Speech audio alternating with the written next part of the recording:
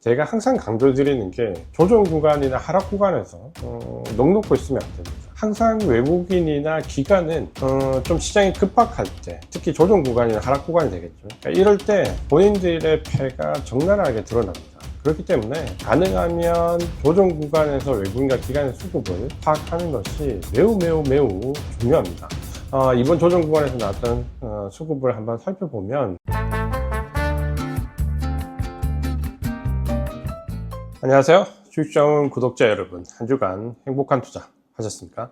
오늘은 아직 조정이 끝난 것은 아니지만 어쨌든 삼성전자 노사 협상이 타결이 되고 미국과 이란의 종전 협상이 뭔가 좀 가시적으로 눈에 보이면서 시장이 다시 조정을 마무리할 수 있는 구간에 좀 들어와 있습니다.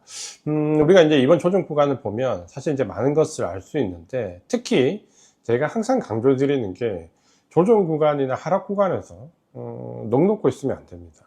항상 외국인이나 기관은 좀 시장이 급박할 때, 특히 조정 구간이나 하락 구간이 되겠죠. 그러니까 이럴 때 본인들의 패가 적나라하게 드러납니다. 그렇기 때문에 가능하면 조정 구간에서 외국인과 기관의 수급을 파악하는 것이 매우 중요합니다. 이번 조정 구간에서 나왔던 수급을 한번 살펴보면, 지금 이제 우리 시장에서 가장 우려스러운 부분은, 혹은 증시 고점론을 얘기하시는 분들은 일단은 삼성전자 하이닉스를 비롯한 코스피의 외국인 매도가 너무 집중되고 있다, 이런 부분이죠. 하루에 한 2조 원 내역이 계속 나옵니다. 그러니까 우려스럽죠. 이게 우려스럽지 않다라는 말은 아닙니다. 다만 그럼에도 불구하고 삼성전자 하이닉스는 계속 상승을 하죠. 조정이 끝나도 가장 강한 모습을 보이고 있고, 조정 구간에서도 가장 빨리 상승을 하고, 그러다 보니까 뭔가 고점론, 수급론, 그리고 지금 현재 미국의 국채금리가 발작 수준을 보이는 것, 이런 것 때문에 뭔가 멈칫거렸던 이번 조정 구간에서 매수를 못 하셨던 분들은 다시 이제 눈 놓고 있을 수밖에 없게 되는 거죠. 우리가 외국인의 매도를 어떻게 봐야 되는가는 이전에 굉장히 말씀을 많이 드렸습니다. 거기에 근거가 될 만한 자료가 이번 5월달에 나왔죠. MSCI 신흥국 지수에서 외국인이 그만큼 많이 팔았으니까 그러면 한국 증시의 비중이 과연 줄어들었을까? 늘었죠. MSCI 신흥국 지수에서 한국 증시 비중이 줄지 않았습니다. 이거는 우리가 물론 캐파도 많이 커졌지만 여전히 증시에서 차지하는 외국인 비중이 낮지 않다라는 겁니다.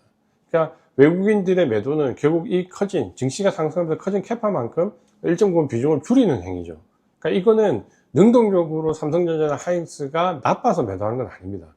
코스피 지수 8,000에 대한 매도, 오버됐던 물량에 대한 매도를 하다 보니까 증시 비중이 가장 높은 삼성전자 하이닉스의 매도가 커 보이는 거죠.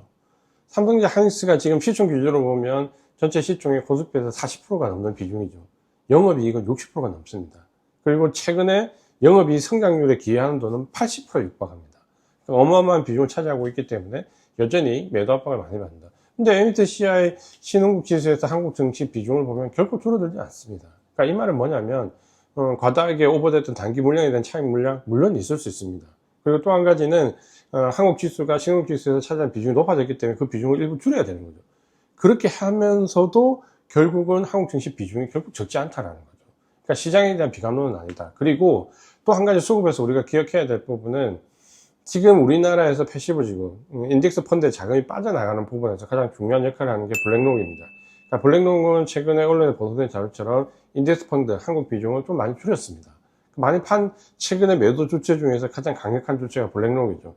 이 블랙록은 한국 증시를 줄여야 되는 기계적인 비중도 물론 있고, 또 한 가지는 제가 볼 때는 스페이스X입니다. 그리고 오픈 AI입니다. 스페이스X가 지금 이제 상장을 목전에 두고 있죠. 예상보다 굉장히 앞당겨졌습니다. 이 스페이스X 상장에 블랙록이 최대 주주 중에 하나로 참여한다는 걸 이제 알려졌죠. 그러면서 블랙록은 스페이스X를 매수하기 위한 자금을 마련해야 됩니다. 당연히 한국 증시가 굉장히 커졌기 때문에 거기서 비중을 일부 줄일 수밖에 없죠. 그러면 뭔가 목적이 있어서 빠져나가는 자금은 항상 그 이후에 가장 빠르게 그 자금이 보완이 됩니다. 그래서 블랙록이 스페이스X를 매수하기 위해서 일부 자금 규모를 한국에서 줄이는 현상은 저는 분명히 있다라고 보고요. 또 한 가지는 오픈 AI도 지금 골드만삭스와 함께 IPO를 준비한다는 내용이 보도가 되고 있죠. 그러면 스페이스X나 오픈 AI 같은 경우는 굉장히 시총 비중이 클 수밖에 없기 때문에 자금 도입 동원 규모가 클 수밖에 없습니다. 아마도 외국인들 입장에서는 지금 현재 한국 증시에서 자금 규모를 줄이는 것은 아마 여기에 대한 대비도 일부 있다라고 보여집니다. 그러면 우리가 냉정하게 보면 삼성전자나 하이닉스가 나빠서 매도되는 건 아니다라는 것을 계속 강조를 드리고 싶은 거죠. 그리고 MSCI 신흥국지수에서 결국 한국 비중이 줄어들지 않았습니다. 캐파가 커졌기 때문에 그걸 줄이는 과정에서 줄어드는 것처럼 보이는 거죠. 그러니까 이런 부분들을 본다면 한국 증시는 여전히 긍정적인 평가를 받고 있고, 지금 나오는 매도가 가격을 아주 끌어내리는 시니컬한 매도는 절대 아니다라는 부분을 이해를 하시면 될 것 같고요. 그렇게 본다면은 이번 조정 구간에서 삼성전자 파업 관련된 얘기가 나왔을 때가 저는 좋은 매수 기회였다고 보입니다. 물론 보유하고 있던 분들은 무리할 필요는 없겠죠. 하지만 보유하지 못했던 분들이라면 이번 조정 기간을 노려서 충분히 매수 접근하는 부분은 필요하다라고 좀 보여지고, AI 모멘텀은 엔비디아 실적 발표를 전후해서 이제 새로운 세상이 열립니다. 학습의 시대가 이제 거의 종료를 했고 초론의 시대로 열리게 되는데, 저는 여기서 엔비디아 그리고 CPU 그리고 메모리 반도체 이 세 분이 가장 큰 역할을 할 걸로 봅니다. 그래서 여전히 메모리 반도체는 긍정적인 부분으로 접근을 하셔도 좋다라는 부분을 강조를 드리고 싶습니다. 전체적으로 시장이 한번 출렁거렸고요. 미국 증시가 이제 다음 주부터 어떤 반응이 나오느냐, 특히 마이크로 테크놀로지를 비롯한 기술주뿐만 아니라 경기 소비재가 살아나는지도 꼭 체크를 하셔야 됩니다. 다만 지금 국채금리가 굉장히 큰 수준으로 발작을 보이고 있잖아요. 리스크합니다. 그건 분명합니다. 하지만 연준의 수장이 바뀌었죠. 이제는 케빈 호시입니다. 케빈 호시가 이거를 시니컬하게 받아들여서 연준 정책을 바꿀 정도로 금리 정책을 변화시킬 거냐, 그렇게 보이진 않습니다. 그러면 이 부분은 결국은 우려감이 증폭된 상태에서 결국 마무리가 될 겁니다. 이 부분을 잘 참고를 하셔서 지금은 시장에 대한 두려움보다는 시장을 좀 더 공략하고 포트를 늘려갈 시기다라는 부분을 강조를 드리고 싶습니다. 그러니까 이런 전략적인 부분을 행하시는데 어려움이 있다라고 생각이 되시면 이게 더보기 아래란에 보면 저희와 삼성증권이 함께 구성하고 있는 랩 상품이 있습니다. 그러니까 여기는 제가 심혈을 기울여서 전략적 모든 부분을 담아서 쏟아내는 부분이기 때문에 혼자 하시기 벅차신 분들은 이 아래 링크에서 한번 상담을 받아보시기 바랍니다. 그리고 이번 주가 지나면 다음 주는 가장 고대하고 기다리시는 주식종 콘서트가 마지막 주 금요일 날 저녁 8시에 있습니다.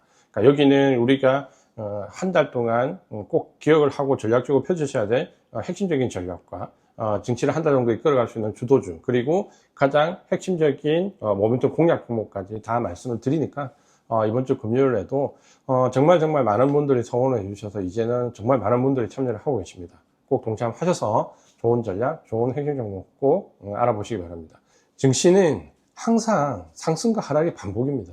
절대 상승만 있지 않습니다. 상승 구간에서 수익 물론 중요하죠.